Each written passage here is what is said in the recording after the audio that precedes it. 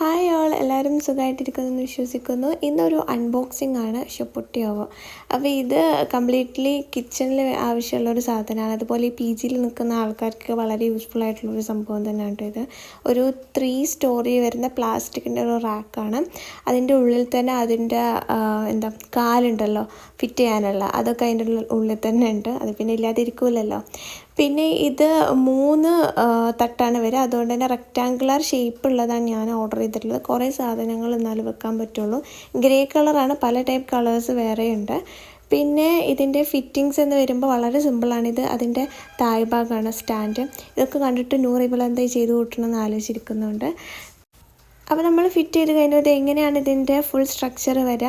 അപ്പോൾ ഇതിൽ നമുക്ക് എത്ര വെയിറ്റ് ഉള്ളതും ഇടാൻ പറ്റുമെന്ന് ചോദിച്ചു കഴിഞ്ഞാൽ ഒരു പരിമിതി ഉണ്ട്. കാരണം പ്ലാസ്റ്റിക് ആണല്ലോ സാധനം.